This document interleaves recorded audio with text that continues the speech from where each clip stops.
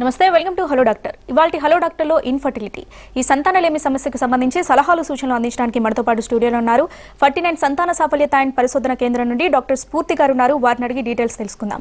అలాగే మీరు కూడా డాక్టర్ గారితో మాట్లాడాలి అనుకుంటే స్క్రీన్ మీద డిస్ప్లే అవుతున్న నెంబర్కి కాల్ చేసి డాక్టర్ గారితో లైవ్లో మాట్లాడొచ్చు. Hello doctor, very good afternoon. Good afternoon అండి. ఈ మధ్యకాలంలో సంతానలేమి సమస్య గురించి చాలా వింటూ ఉన్నాం. ఎందుకు వస్తుంది అంటారు ఈ సంతానలేమి సమస్య అనేది? సో సంతానలేమి సమస్య అనేది ఈ కాలంలో చాలా ఎక్కువగా పెరుగుతుందండి. అంటే ఒకప్పుడుతో కంపేర్ చేస్తే ఈ కాలంలో చూసుకుంటే దాని పర్సంటేజ్ అనేది పెరుగుతూ వస్తుంది. సో 1 year నుంచి ట్రై చేస్తున్న ప్రెగ్నెన్సీ రావట్లేదు, ఎటువంటి ప్రొటెక్షన్ లేకుండా ట్రై చేస్తున్న ప్రెగ్నెన్సీ రావట్లేదు అన్నప్పుడు దాన్ని సంతానలేమిగా గుర్తించానండి. సో అలా చూసుకున్నప్పుడు కాజెస్ అంటే కారణాలు ఏంటి అని అనుకున్నప్పుడు స్త్రీలలో, పురుషుల్లో అండ్ ఇద్దరిలో ఉండడం. సో అలా డివైడ్ చేసుకుంటాము. స్త్రీలలో అంటే ఓన్లీ స్త్రీలలోనే ప్రాబ్లం కనిపించడం ఒక 30% కేసెస్లో చూస్తుంటాము. ఇంకొక 30% కేసెస్ పురుషుల్లో చూస్తుంటాం కాజెస్. ఒక 20% కేసెస్లో మాత్రం ఇద్దరిలో అంటే వైఫ్ హస్బెండ్ ఇద్దరిలో చూస్తుంటాము. అండ్ ఒక 10% కేసెస్లో అన్నీ బాగున్నా కూడా ప్రెగ్నెన్సీ రాదు, అంటే అన్ఎక్స్ప్లెయిన్ ఇన్ఫర్టిలిటీ అనేది చూస్తాం. సో వైఫ్లో చూసినట్టయితే కాజెస్ అనేవి చూసుకున్నట్టయితే ఫస్ట్ గర్భసంచి అంటే యూట్రస్లో ఏమైనా ప్రాబ్లం ఉందా, అంటే యూట్రస్ లైనింగ్లో ఏమైనా ప్రాబ్లం ఉందా, ఏమైనా అతుకులు ఉన్నాయా, ఏమైనా ఫైబ్రాయిడ్స్ గడ్డల్లాగా కాయల్లాగా ఉన్నాయా, పాలిప్స్ ఉన్నాయా అనేది చూసుకుంటామండి. అండ్ పక్కన గర్భసంచి 2 ట్యూబ్స్ ఎలా ఉన్నాయి అంటే ఫలోపియన్ ట్యూబ్స్ అని అంటారు, దానిలో ఏమైనా బ్లాక్స్ ఉన్నా కూడా ప్రెగ్నెన్సీ రావడంలో ఇబ్బంది ఉంటుంది. అండ్ అలాగే ఓవరీస్ 2 సైడ్స్ ఓవరీస్లో ఏమైనా ఎగ్ కౌంట్ అనేది తక్కువగా ఉందా, లేదంటే పీసీఓడి ప్రాబ్లం ఉందా, లేదంటే ఇంకేదైనా ప్రాబ్లం ఉందా అనేది చూస్తాం. ఇవేవి కాకుండా ప్రెగ్నెన్సీ రావట్లేదంటే ఏమైనా హార్మోనల్ ప్రాబ్లమ్స్ ఉన్నాయో కూడా చూస్తామండి. సో మగవాళ్ళలో అయితే ఒక మగవాళ్ళలో రీజన్స్ చూసే ముందు ఒక కాల్ తీసుకుందాం. ప్రసాద్ రావు గారు ప్రకాశం నుండి. నమస్తే అండి. నమస్తే మేడం. డాక్టర్ గారితో మాట్లాడండి. నమస్తే మేడం. ఓకే మేడం, చెప్పండి. మేడం మేడం గారు, నా కూతురమ్మ శ్రావణి అని. ఓకే. ఆ అమ్మాయి ఇప్పుడు మ్యారేజ్ అయ్యి 5 years అండి. ఓకే. అయితే డాక్టర్ దగ్గర అన్ని పరీక్షలు చేయించాము. చేయించాక ప్లేట్లెట్స్ ఎక్కువ ఉన్నాయని చెప్పారు, అందువల్ల గర్భం నిలబడలేదు. ఫస్ట్ మ్యారేజ్ అయిన తర్వాత 2nd year లో ఓకే ప్రెగ్నెన్సీ వచ్చింది. ఓకే. 3rd month తర్వాత పోయింది. ఆ తర్వాత డాక్టర్ను కన్సల్ట్ అయినాక ప్లేట్లెట్స్ ఎక్కువ ఉన్నాయి, సుమారు 10 లక్షల పైన ఉన్నాయి మేడం. ఓకే. అందువల్ల సంతానం కలగటం లేదు అనేది డాక్టర్ గారు చెప్పిన విషయం మేడం. ఓకే. అలా ప్లేట్లెట్స్ ఎక్కువ ఉన్నాయి అనే దాని వల్లనే ప్రెగ్నెన్సీ రావట్లేదు అనుకోవడం కాదండి. అలా ఒకవేళ ప్లేట్లెట్స్ ఎక్కువ ఉన్నాయి అన్నప్పుడు దానికి ట్రీట్మెంట్స్ ఉంటాయి, బ్లడ్ ట్రాన్స్ఫ్యూజన్ చేయడం కానీ అట్లా కొన్ని ట్రీట్మెంట్స్ ఉంటాయి. అవి చేసిన తర్వాత ఇది రెగ్యులరైజ్ చేసుకొని దాన్ని నార్మల్ వాల్యూకి వచ్చాక ప్రెగ్నెన్సీ ప్లాన్ చేయొచ్చండి. జస్ట్ ఒక అబార్షన్ అయింది కాబట్టి అది జస్ట్ దీని వల్లనే అనుకోవడం రాంగ్. సో ఒకసారి హాస్పిటల్కి వచ్చినట్టయితే ఇవాల్యుయేషన్ చేసి ఏమైనా ప్రాబ్లం ఉందంటే బోత్ వైఫ్ అండ్ హస్బెండ్ కనుక వచ్చినట్టయితే ఇంకా ఏమైనా ప్రాబ్లం ఉందా, 5 years నుంచి అవుతుంది, ఓన్లీ ప్లేట్లెట్స్ ఎక్కువ ఉండడం వల్ల ప్రెగ్నెన్సీ రావట్లేదు అని అనుకోవడం రాంగ్ అండి. ఒకసారి ఇవాల్యుయేషన్ చేసి ఏమైనా ప్రాబ్లం ఉందంటే దానికి తగ్గట్టు ట్రీట్మెంట్స్ చేయడం జరుగుతుంది. రైట్. జనగాం నుండి మరో కాలర్ ఉన్నారు, లక్ష్మీనారాయణ గారు. నమస్తే అండి. హలో హలో వినిపిస్తుందా అండి? లక్ష్మీనారాయణ గారు. నమస్తే అండి. డాక్టర్ స్ఫూర్తి గారు ఉన్నారు, మాట్లాడండి. మేడం, మా బాబుకి 1 year అయింది. ఓకే. అయితే కూర్చుంటలేడు మేడం. ఓకే. కూర్చుంటలేడు, ఇది నడుస్తలేడు. ఓకే అండి. మేడం, సో ఓన్లీ బాబుది ఒకటే ప్రాబ్లం ఉంది అని అంటే ఒకసారి చూపించండి. 1 year కాబట్టి కొంచెం మైల్ స్టోన్స్ డీలేడ్ అంటున్నారు కాబట్టి ఒకసారి పీడియాట్రిషియన్ దగ్గర కానీ చూపించినట్టయితే ఇవాల్యుయేషన్ చేస్తారండి. సో దాన్ని బట్టి ట్రీట్మెంట్ తీసుకోవచ్చు. రైట్. మరో కాలర్ ఉన్నారు, రవి గారు. నమస్తే అండి. నమస్తే అండి. డాక్టర్ గారితో మాట్లాడండి. హలో. చెప్పండి రవి. చెప్పండి రవి గారు. నమస్తే మేడం. నేను మ్యారేజ్ అయ్యి 7 years అయింది మేడం. ఓకే. IVF 3 times అయింది. మొన్న IVF చేయించిన ఫెయిల్ అయింది మేడం. ఓకే. IVF ఎన్ని ఇయర్స్ అవుతుందండి? IVF రీసెంట్ గా ఒక 1 month అవుతుందండి. ఓకే. అయితే FS టెస్ట్ ఒకసారి టెస్ట్ చేపియమన్నారు, చేపిస్తే 10.1 వచ్చింది వాల్యూ. ఎంతండి? 10.1. ఓకే. అయితే ఎగ్ క్వాలిటీ కొంచెం తక్కువ ఉంది అన్నారు. ఓకే. సో ఒకసారి ఐవీఎఫ్ మీరు ఎక్కడైతే జరిగిందో ఆ ట్రీట్మెంట్ డీటెయిల్స్ కనుక చూసినట్టయితే అసలు ఐవీఎఫ్ ఎందుకు ఫెయిల్ అయింది అనేది ఫస్ట్ చూడాలండి. దానిలో ఏమైనా కాజెస్ తెలిసాయి అంటే మీరు అన్నట్టు ఓన్లీ క్వాలిటీలో ప్రాబ్లం ఉంది అన్నప్పుడు వేరే టైప్ ఆఫ్ ఇంజెక్షన్స్ ఇచ్చి అంటే ప్రోటోకాల్స్ అనేవి చేంజ్ చేసి ఇంకొక సైకిల్ కూడా వెళ్ళొచ్చు. ఒకసారి హాస్పిటల్ కనుక వచ్చినట్టయితే ఇద్దరిది రిపోర్ట్స్ అన్ని తీసుకొని వచ్చినట్టయితే ఒకసారి చూసి ఇవాల్యుయేట్ చేసి దాన్ని బట్టి next cycle of IVF treatment ఏంటి అనేది సజెస్ట్ చేయడం జరుగుతుందండి. సో రైట్, ఇందాక ఫీమేల్లో చూసుకున్నాము ఇన్ఫర్టిలిటీకి సంబంధించి రీజన్స్, అలాగే మగవారిలో ఎట్లాంటి రీజన్స్ ఉంటాయంటారు? సో మగవాళ్ళలో సీమెన్ అనాలిసిస్ టెస్ట్ చేస్తామండి. ఆ సీమెన్ అనాలిసిస్లో మనం చూసేది కౌంట్, మొటిలిటీ అండ్ మార్ఫాలజీ, అంటే కౌంట్ ఎలా ఉంది, ఎన్ని మిలియన్స్ ఉంది అనేది చూస్తాము. అండ్ 15 మిలియన్స్ అబవ్ ఉంది అంటే నార్మల్గా తీసుకుంటాం. ఒకవేళ దానికన్నా తక్కువగా ఉంది అంటే ఆలిగో ఎస్టినోటెర్రోజోస్పోమియా, అంటే ఒకవేళ కౌంట్ తక్కువ ఉంది అండ్ మొటిలిటీ కదిలే కణాల శాతం తక్కువ ఉంది అండ్ నార్మల్ మార్ఫాలజీ అంటే చూడడానికి నార్మల్ ఫార్మ్స్ అనేవి తక్కువగా ఉన్నాయన్నప్పుడు ఈ ఆలిగో ఎస్టినోటెర్రోజోస్పోమియా అంటారండి. సో అలా ఏమన్నా ఉన్నాయా అని ఆ సిమెన్ అనాలిసిస్ మాకు తెలుస్తుంది. ఒకవేళ కౌంట్ తక్కువ ఉంది అన్నప్పుడు ఏమైనా కాజెస్ అంటే ఈ స్మోకింగ్ కానివ్వండి, లేదంటే చాలా ఎక్కువగా బరువు ఉండడము, లేదంటే షుగర్ ఉండడము, అన్కంట్రోల్ షుగర్ ఉండడము, బీపీ ఉండడం, ఏదైనా ప్రాబ్లం ఉందా అని చూస్తాం. వాళ్ళు ఎటువంటి ప్లేస్లో వర్క్ చేస్తున్నారు, ఏదైనా స్ట్రెస్ ఎక్కువ ఉందా, లోకల్ టెంపరేచర్ టెస్టిక్యులర్ ఏరియాకి టెంపరేచర్ ఎక్కువగా ఉంటుందా, ఇలాంటివన్నీ కాజెస్ చూసుకొని అండ్ కొన్ని కాజెస్ వెరికోసీల్ కానివ్వండి కొన్ని కాజెస్ ఉంటాయి. అలా ఏమన్నా ఉన్నాయా అనేది ఇవాల్యుయేట్ చేయడం జరుగుతుంది. సో అలా ఏమీ లేదు అన్నప్పుడు హార్మోనల్ టెస్ట్ అంటే ఏమైనా హార్మోనల్ ప్రాబ్లం ఉందా మగవాళ్ళలో కూడా అనేది కూడా టెస్ట్ చేయడం జరుగుతుంది. అదే ఇద్దరు సైడ్స్ ఒక 20% ఆఫ్ కేసెస్లో ఇద్దరికి అంటే మగవాళ్ళలో ఆడవాళ్ళలో ప్రాబ్లమ్స్ చూస్తామండి. అండ్ ఇంకొక 10%లో మాత్రం చేసే బేసిక్ టెస్ట్ అన్నిట్లో ఎటువంటి ప్రాబ్లం కనిపించదు. అంటే ట్యూబ్స్ బాగుంటాయి, ఎగ్ రిలీజ్ అవ్వడం బాగుంటుంది అండ్ ఎగ్స్ కౌంట్ కూడా బాగుంటుంది. బట్ స్టిల్ ప్రెగ్నెన్సీ రావట్లేదు అంటే సీమెన్ అనాలిసిస్ కూడా బాగుంది బట్ ప్రెగ్నెన్సీ రావట్లేదు అనే వాళ్ళని ఈ ఒక 10% కేసెస్లో చూస్తాము. దాన్ని అన్ఎక్స్ప్లెయిన్ ఇన్ఫర్టిలిటీ అంటారు. సో ఇవన్నీ కాజెస్ లాగా తీసుకుంటామండి. రైట్, నిజామాబాద్ నుండి ఒక కాలర్ ఉన్నారు, జయరాజ్ గారు. నమస్తే అండి. నమస్కారం అండి. డాక్టర్ స్ఫూర్తి గారు ఉన్నారు, మాట్లాడండి. హలో మేడం, నమస్కారం అండి. నమస్తే అండి, చెప్పండి మేడం. మాకు పెళ్ళి 2 years అవుతుందండి. ఓకే. అయితే ఎలాంటి ప్రాబ్లమ్స్ లేవు నాకు కానీ మా వైఫ్ కానీ. ఓకే. అయితే పిల్లల కోసం ట్రై చేస్తున్నామండి. మేము హాస్పిటల్ ఇక్కడ లోకల్ చేయించుకుంటున్నాము. ఓకే. హార్మోన్ టెస్ట్ కానీ ఎలాంటి ప్రాబ్లం లేదండి. ఓకే. దానికి ఫర్దర్ గా మరి ఏంటి అని చెప్పి మీరు కాల్ చేశాను మేడం.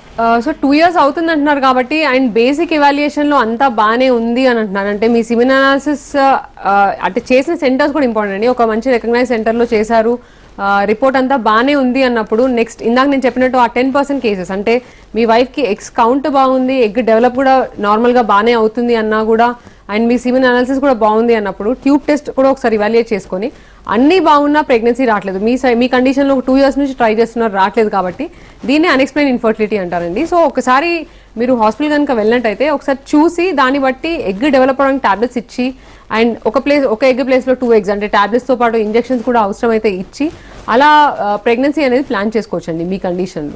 ఇందాక ట్యూబ్స్ గురించి అన్నారు కదా, ఈ 2 ట్యూబ్స్లో సింగిల్ ట్యూబ్ ఉన్నా కూడా న్యాచురల్ ప్రెగ్నెన్సీకి ఛాన్స్ ఉంటుందండి? ఎస్ అండి, డెఫినెట్గా. అంటే 2 ట్యూబ్స్ అంటే నార్మల్గా ట్యూబ్ ఫంక్షన్ ఏంటంటే ఎగ్ని తీసుకొని స్పర్మ్ కూడా అక్కడికి వచ్చినప్పుడు ఎగ్ స్పర్మ్ అనేది ట్యూబ్లోనే కలుస్తుందండి. సో ఆ ఫర్టిలైజేషన్ అయ్యి ఆ బేబీ ఫామ్ అవడం అనేది ట్యూబ్లో అవుతుంది. సో ఇన్ కేస్ ట్యూబ్స్లో 2 sides బ్లాక్ ఉన్నప్పుడు న్యాచురల్గా ప్రెగ్నెన్సీ ఛాన్సెస్ తక్కువగా చెప్తాం.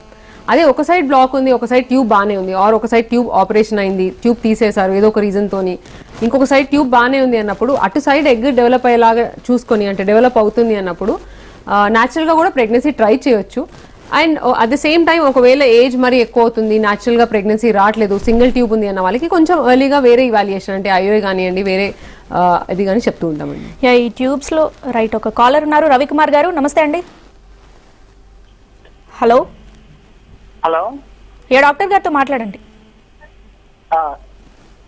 మేడం అయితే మా వైఫ్ కి 2 times ప్రెగ్నెన్సీ వచ్చింది మేడం. హార్ట్ బీట్ వచ్చి 2 times హార్ట్ బీట్ రాలేదు కానీ ఏంటండి madam. Okay. Okay. Heart beat రాలేదు. 3 months 2 times అయింది మేడం. అట్లా 3 months తర్వాత హార్ట్ బీట్ రాలేదని చేశారు. ఎందుకు అలా అవుతుంది అనేది తెలియట్లేదు. సో అట్లా 2 times 3 times అంటే ఇంకా రికరెంట్ గా వాళ్ళ ప్రెగ్నెన్సీస్ పోతున్నాయి అంటే హార్ట్ బీట్ రావట్లేదు అన్నదాన్ని ఆ కండిషన్ రికరెంట్ ప్రెగ్నెన్సీ లాస్ అంటారండి.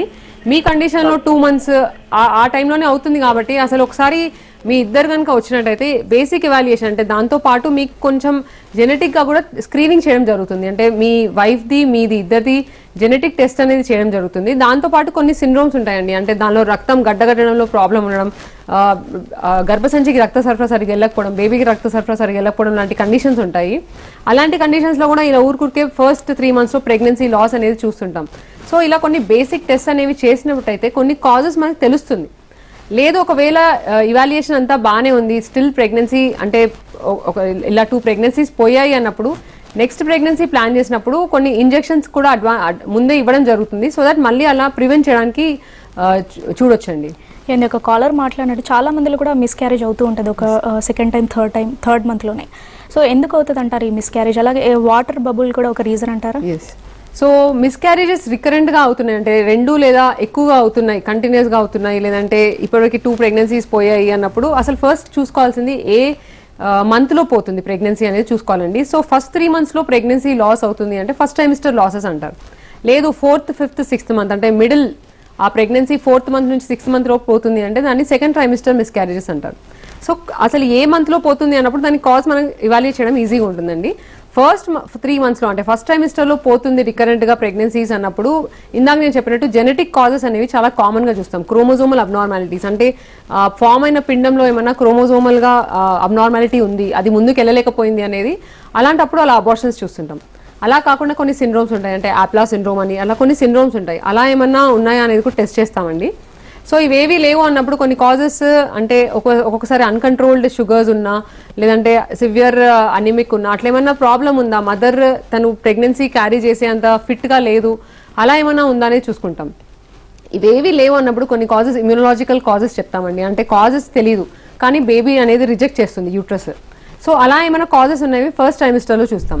అదే మిడ్ ట్రైమిస్టర్ అంటే 4th, 5th, 6th monthలో పోతుంది ప్రెగ్నెన్సీ అంటే దానికి కాజ్ ఏంటి, ఏమన్నా గర్భసంచి చిన్నగా ఉందా, లేదంటే గర్భసంచి ముఖద్వారం అంటే సర్విక్స్ అని అంటారు, అదేమన్నా లూజ్గా ఉందా అనేది చూస్తాము. లేదంటే ఏమన్నా అబ్నార్మాలిటీస్ అంటే గర్భసంచి పుట్టుకతోనే ఏమైనా ప్రాబ్లం ఉందా, అది స్ట్రెచ్ అవ్వలేకుండా అట్లా అబార్షన్స్ అవుతున్నాయా అనేవి టెస్ట్ చేసుకోవాల్సి వస్తుంది.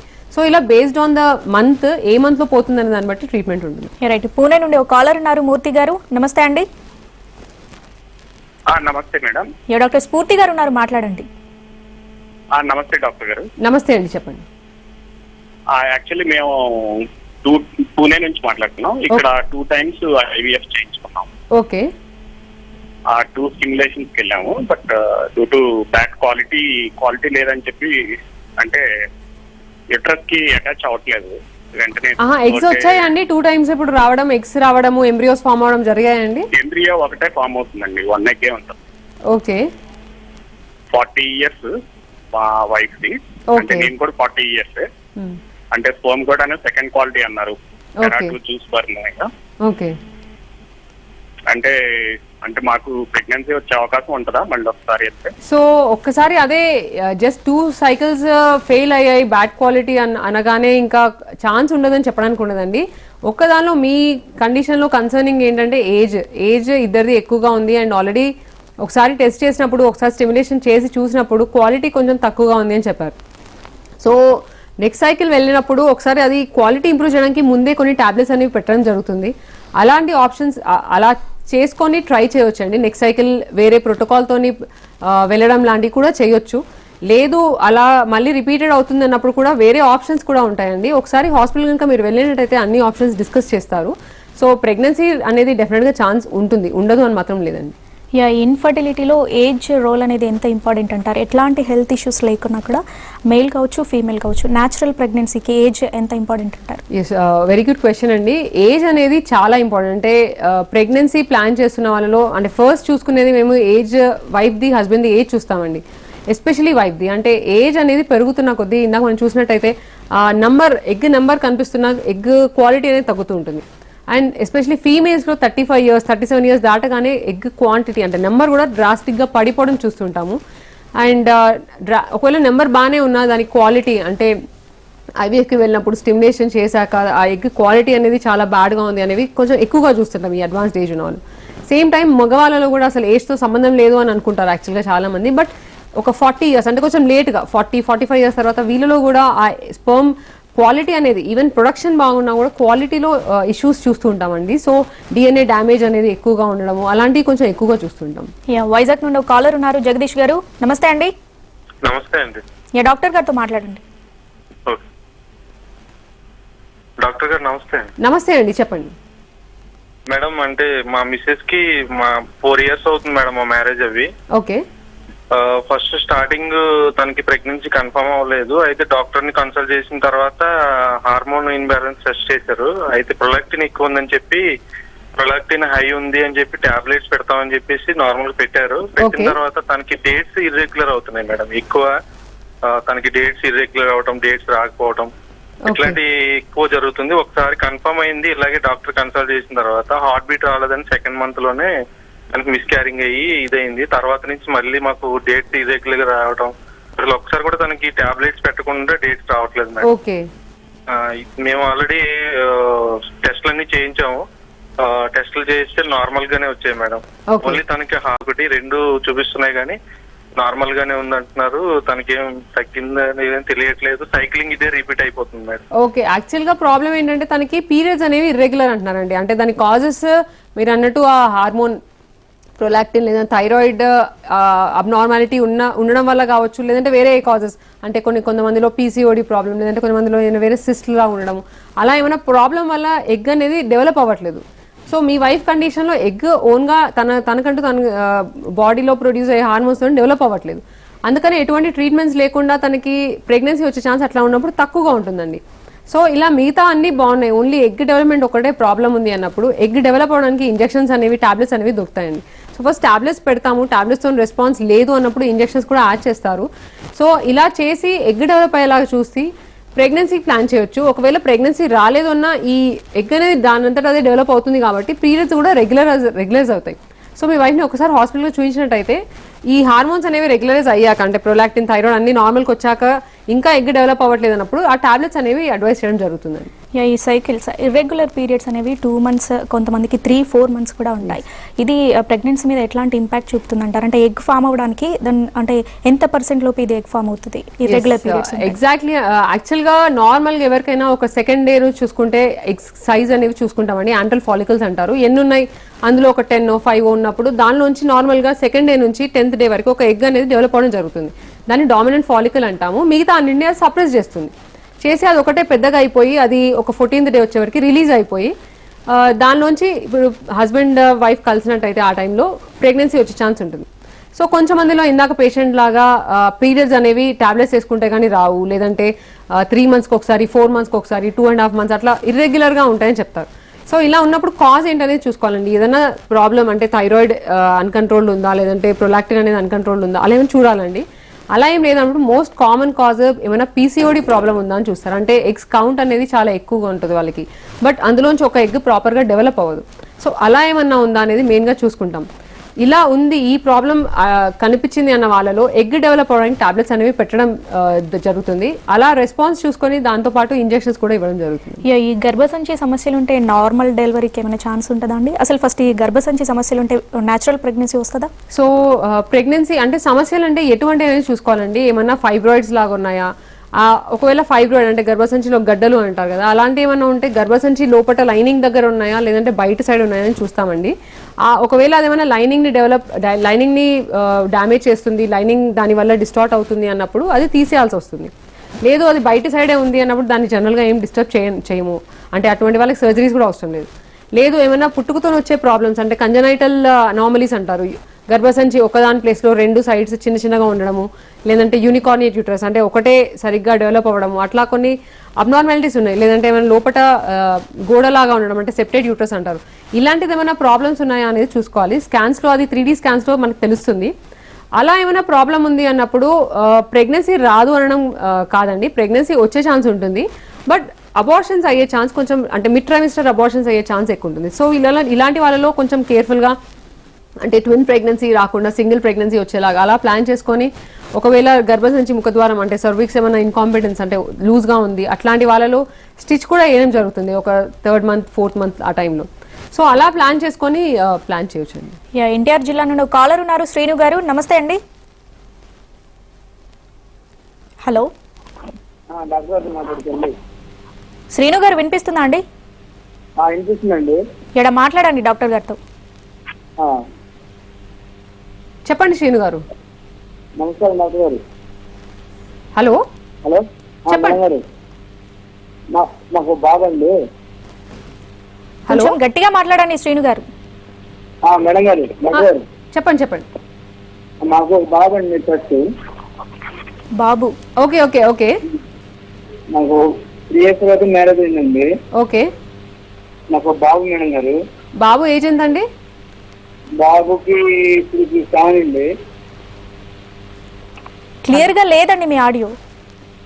వినపడుతుంది, మీ మాట వినపడుతుంది మేడం గారు. బాబు ఏజ్ ఎంతండి? 7 years అండి. 7 years. ఓకే.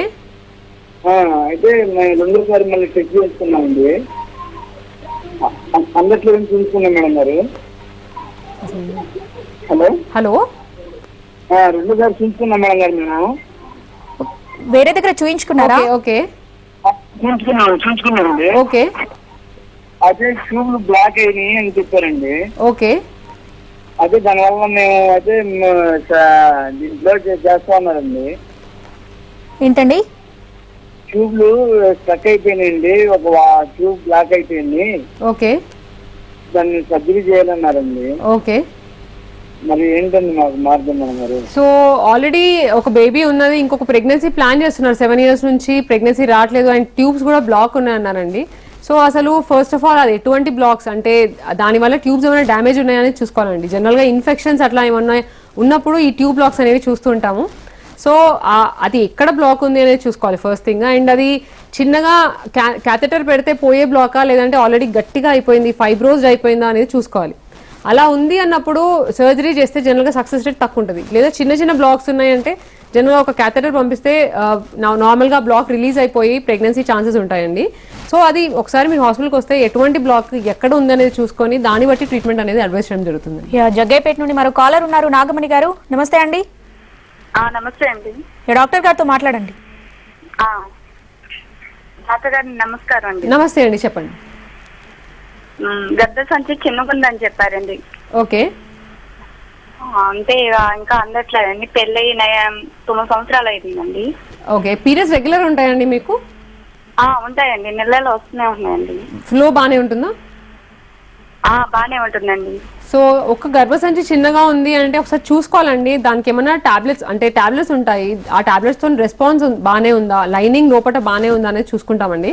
అది బాగానే ఉంది అన్నప్పుడు ఎటువంటి మేజర్గా ట్రీట్మెంట్స్ అవసరం లేదు. ఒకవేళ రెస్పాన్స్ సరిగా లేదు అన్నప్పుడు నెక్స్ట్ ఏం చేయాలనేది ఉంటుందండి. సో ఒకసారి మీరు హాస్పిటల్కి వస్తే అసలు చిన్నగా ఉంది అంటే దానికి కాజ్ ఏంటి, ఎంత చిన్నగా ఉంది అనేది చూసుకొని దాన్ని బట్టి ట్రీట్మెంట్ అనేది అడ్వైస్ చేయడం జరుగుతుందండి. ఫ్లో అంటే కొంతమందిలో జస్ట్ పీరియడ్స్ స్టార్ట్ అయ్యాక 2 daysకి 3 daysకి బ్లీడింగ్ అనేది ఆగిపోతూ ఉంటుంది. అట్లాంటి వాళ్ళు ఏమైనా ప్రాబ్లమ్స్ ఉంటాయండి ఫ్యూచర్లో? సో పీరియడ్స్ అనేది నార్మల్గా 3 to 5 days flow are 3 to 7 days flow అనేది నార్మల్గా తీసుకుంటామండి. కొంచెం మందిలో మాత్రం అసలు పీరియడ్స్ సరిగా రావట్లేదు, లేదంటే జస్ట్ స్పాటింగ్ లాగా కనిపిస్తుంది, ఒక 3 days 2 days కూడా ప్రాపర్ ఫ్లో లాగా లేదు అన్నప్పుడు అలా కంప్లైంట్స్తో వస్తారు. సో అలా ఉన్నప్పుడు ఒకసారి స్కాన్ చేసి చూస్తామండి. అసలు లోపల లైనింగ్ ఏమైనా డ్యామేజ్ ఉందా అనేది చూసుకోవాలి.